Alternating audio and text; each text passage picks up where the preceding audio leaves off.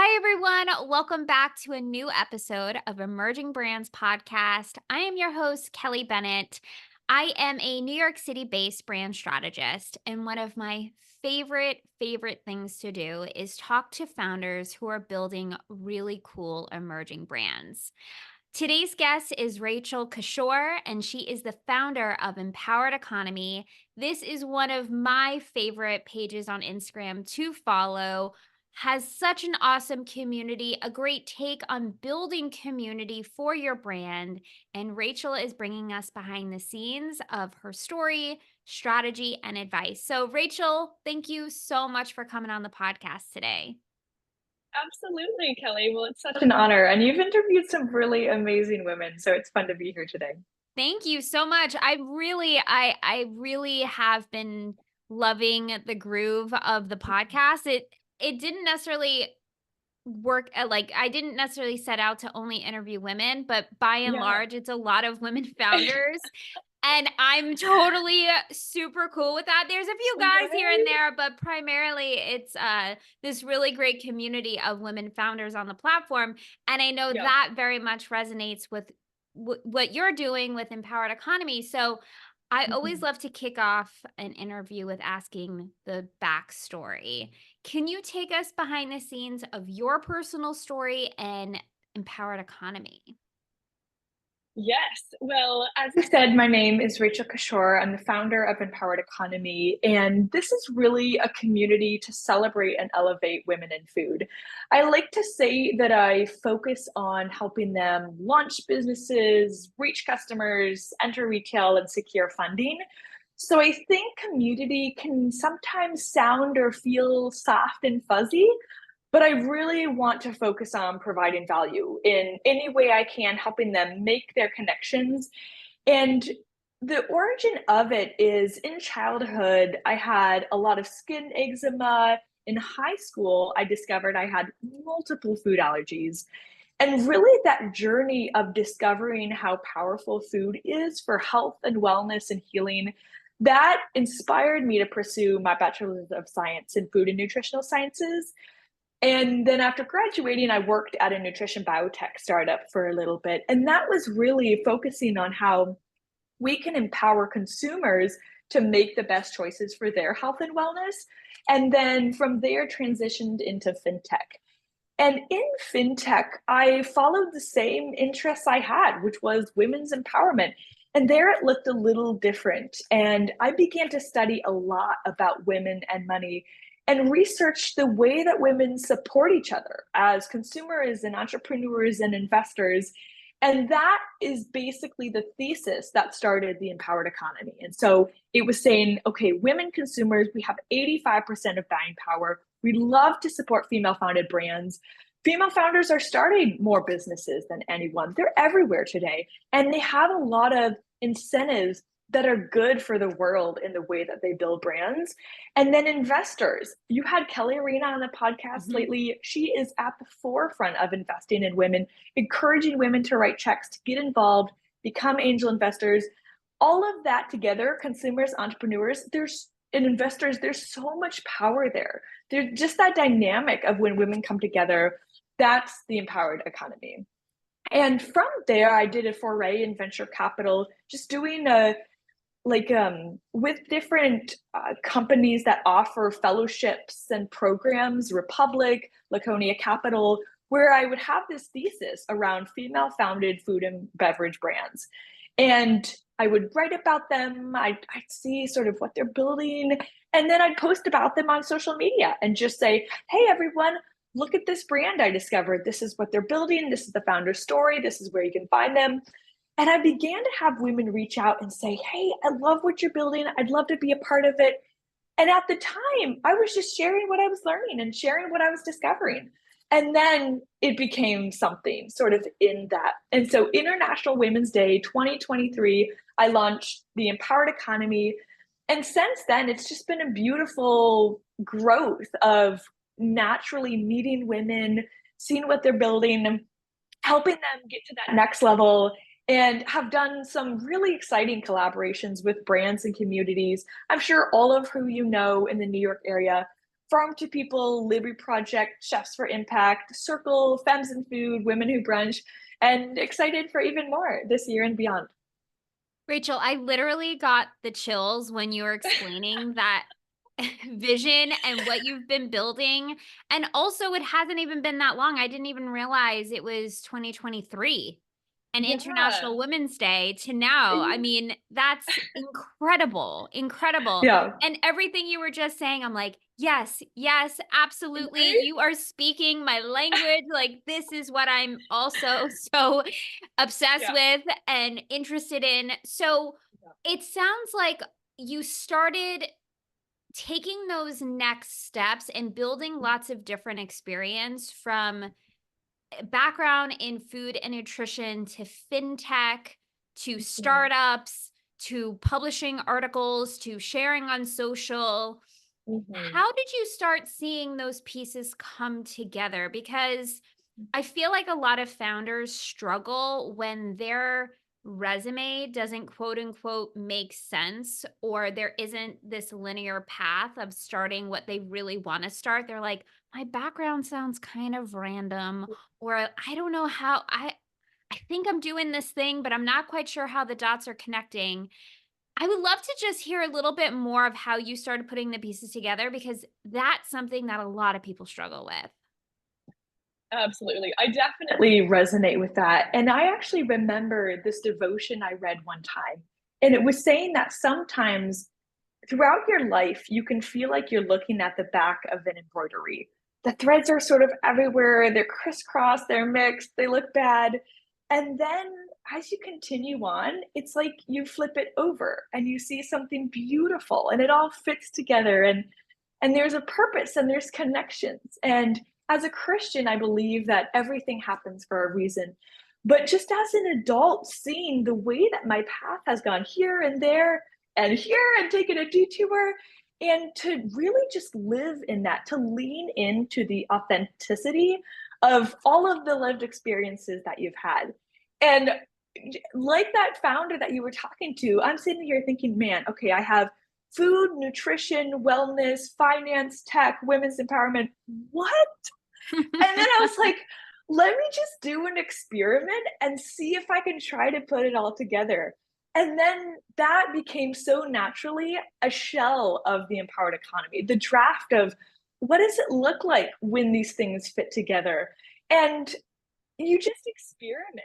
You try something, you see if that works, you see if it resonates with people, and then you go from there and continue on. And I would say, I think the most beautiful part of any brand, and you know this better than anyone, and you help them discover this, is their story. And to Yes. make that authentic, right? Don't hide what your background is. I feel like specifically women founders are gifted with the ability to be vulnerable in their stories and to share Mm. how they got to where they are. Two brands that come to mind, French Squirrel and Oat House, those women had really, their stories are so vulnerable with body image issues, eating disorders, the way that they saw themselves. And then they created this brand as a way to heal. And now they're offering this to the world. And I just love brands that do that because you never know who's going to resonate. And to have their platform as their story, no, not all women want to be the face of their brand, but some do. And if you do, do it fully and embrace that. That's really well said. A few things there. I love the analogy of the embroidery because that's a really good visual, especially for a founder, for a creative, when they're staring at the back of it and the threads are like all over the place. I know that resonates with me so much. But when you flip it over, you're like, wait, this is actually really cool. I can wrap my head around this. This makes me happy and excited. Like Mhm. you personally could see it, and then you start believing in it more and gives you that confidence. And then also about leaning into your story. And I absolutely agree. It's more of the nuances that I find that people actually resonate with the most. And I know myself, I used to put a lot of pressure on myself not saying that I was queer or not saying that I was dyslexic or had learning disabilities or Mhm. not saying Mhm. that I've done so many different businesses in the past. I felt like it all had to fit this very particular storyline. But the more I've been able to share these nuances of myself, I notice that I'm connecting so much more with people who genuinely resonate with me and not Yes. feeling like, oh, they don't know all of me. It actually has helped me feel more confident, also. Any brand is just a person or Right. people. And Right. behind any person is complicated, messy, crazy, fun, exciting, beautiful experiences that make up who they are. And I think to just rejoice and celebrate in that is empowering, truly. And also, I remember seeing this quote that said, if you don't live out who you truly are, no one else will. Oh, Right? that's Like good too. the world is going to miss out on who you are if you don't live that out. And so I have found so much too that being who I truly am and showing what I love helps you connect with people who feel the same. And that's when you begin to get community is different people, same values.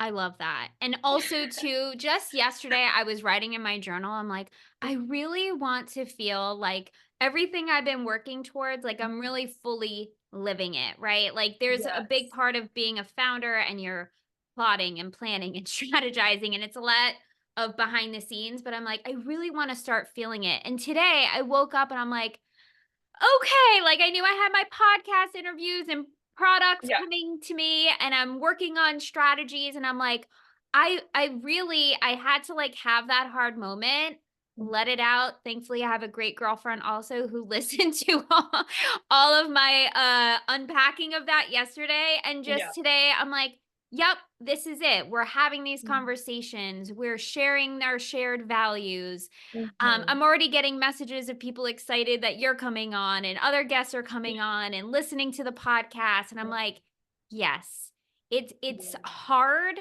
but it's also so worth it once Yeah. you open yourself up to really feeling how far you've come or the like Yeah. those hard parts are okay because you're going to have the good parts too. Mhm. That was literally on my mind just today. So thank you for saying Totally. that. To surround yourself with people who can be a sounding board, who can Yeah. listen to you, and who can encourage you to celebrate the small wins, right? Yes. If we're really strategy oriented, if we lean toward perfectionism, it can be really hard to see that. But taking a step back, surrounding yourself with supportive people, and then taking maybe a little break, a refresher, and then jumping back on. I always like to say, go big and then go home. I love that. And I'm all about going back home because I'm an introvert and I need to recharge. So I love that. I'm gonna I'm gonna be like, you know what? I went big, but I gotta go home. So that I love it. I love it so much. So walk us through empowered economy. I know that you work with brands also.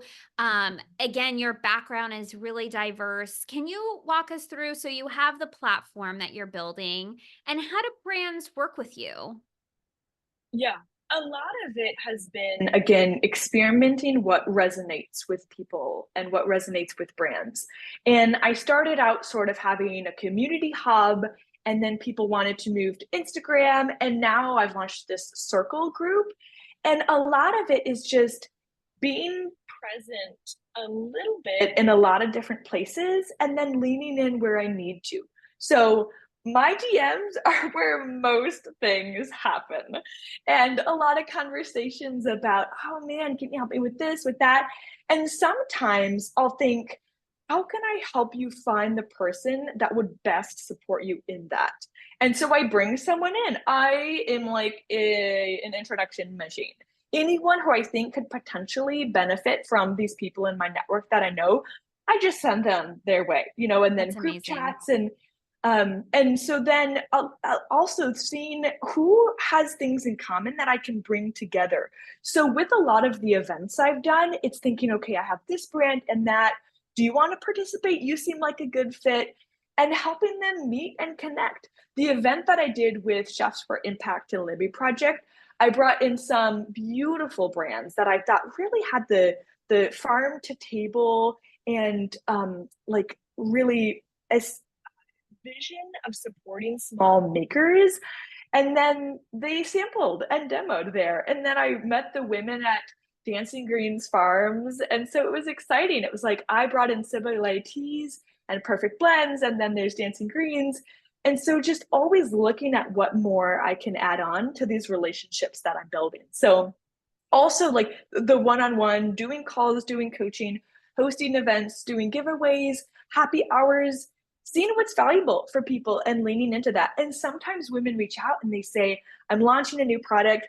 There is nothing I love more than when women say, I have this, do you want to try it? Provide feedback. I'm launching it, let me help you announce that launch. I just love that. The brands that are small and tiny, that is my sweet spot. They're humble, they're motivated, and there's so much potential for them to grow that I can sort of tap into at the very beginning.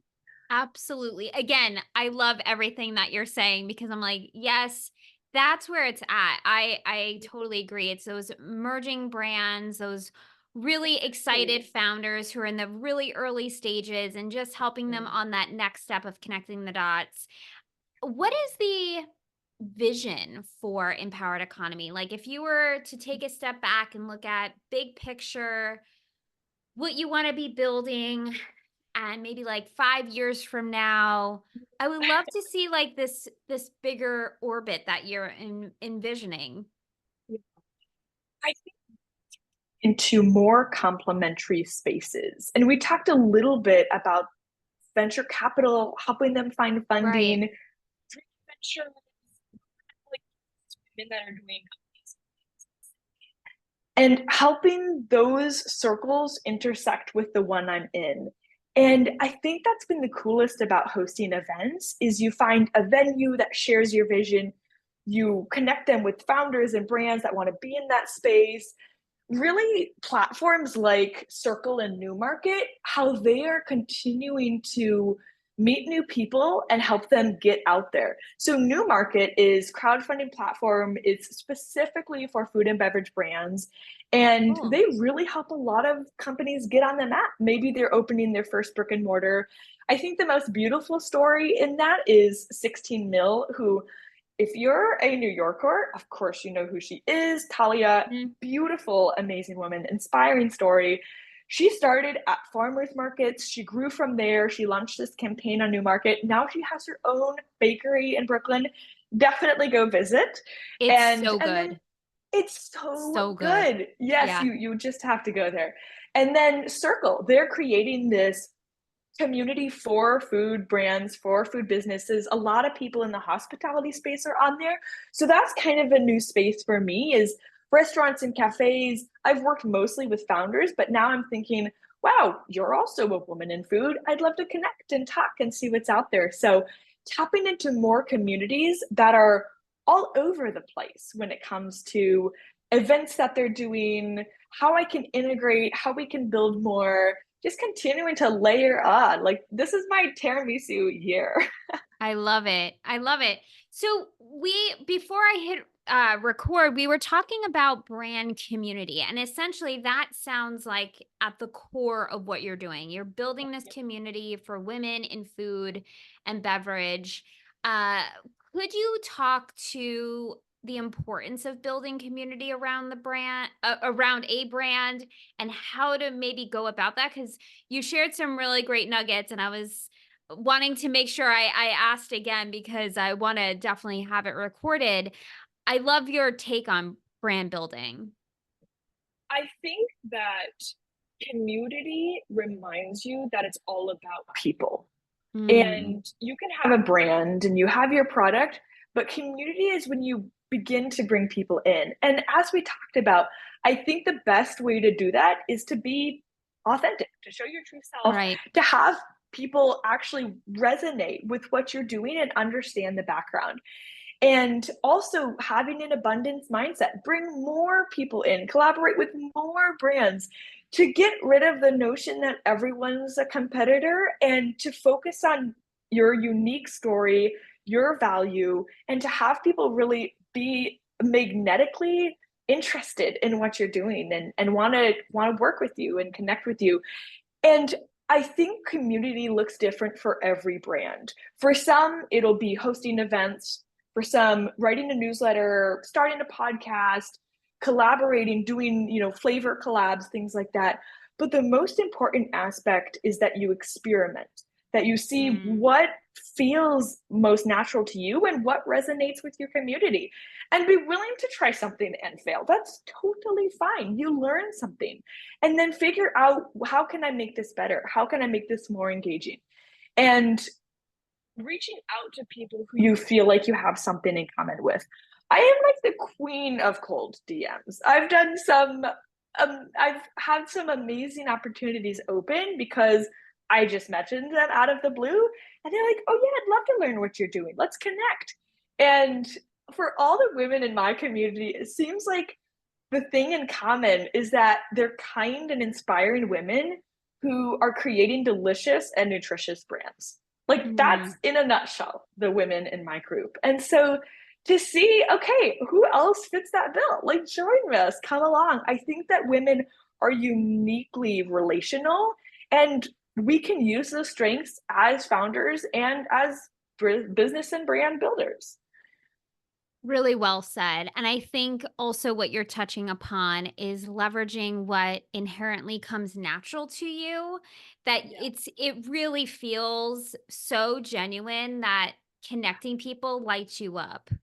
And I think Yes. it's finding what really lights you up as a founder and Mhm. how you're going to bring people into the brand, and then Mhm. finding the platforms or the space to do that on a continuous basis, because that's also part of this, right? It's not just a one and done thing. Like, building community and building a brand is for the lifespan of the whole thing, right? And so Mhm. it sounds like you found what you're really good at, what you're really passionate about. You found different ways of implementing it, and you're finding ways to keep it growing. And I think that's a really great reminder for so many founders that it's not a one size fits all, or it has to be a certain way. You have to find what really works for you personally, and then finding what could be sustainable for you and your brand.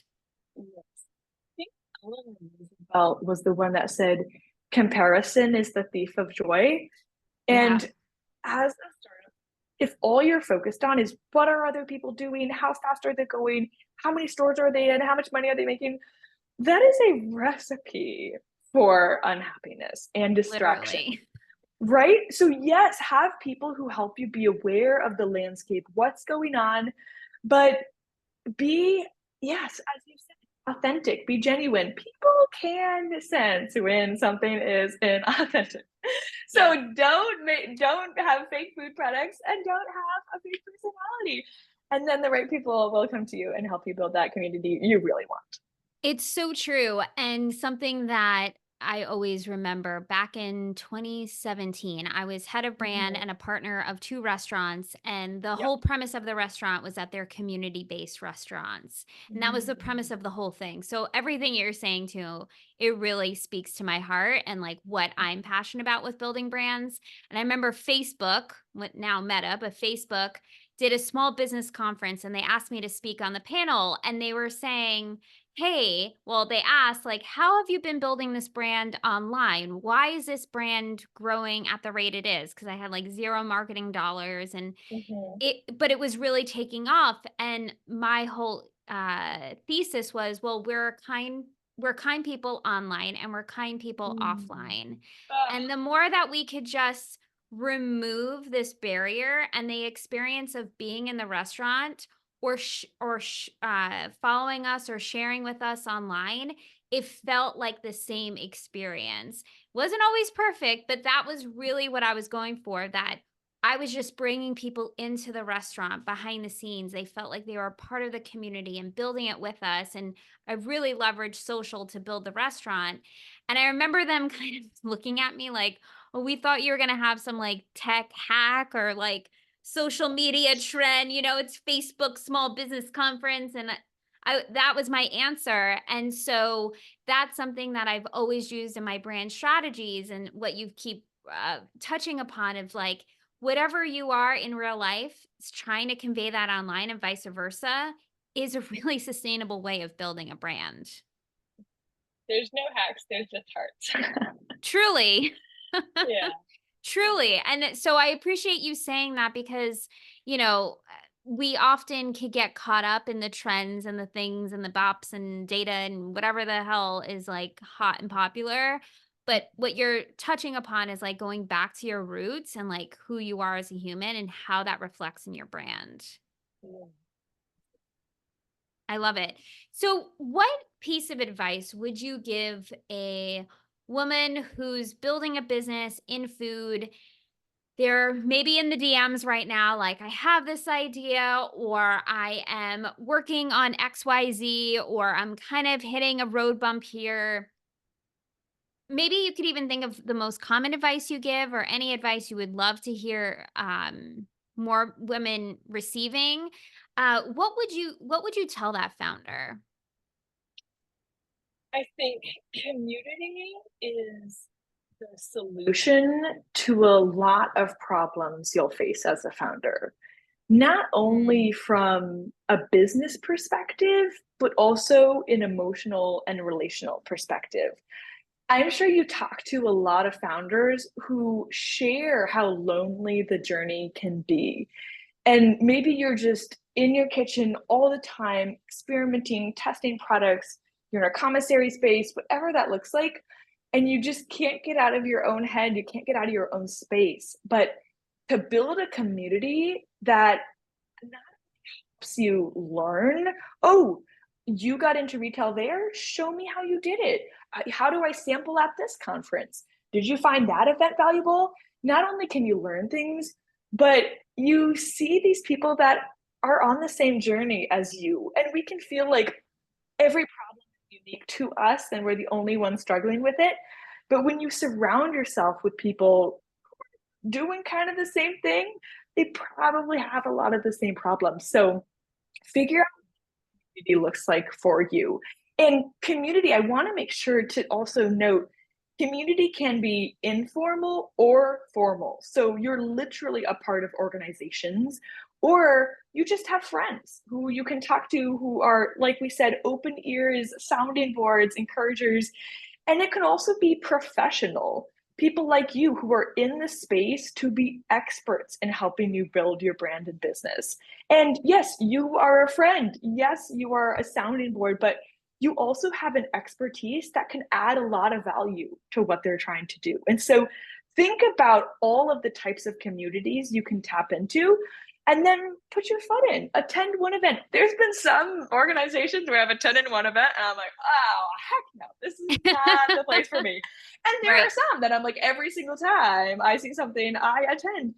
And to find the person behind the community, I think that's also really beautiful. Is sometimes communities like mine are literally one person, but then who else is there and how can you tap into? And again, with that embroidery, like how many more threads and colors can you add?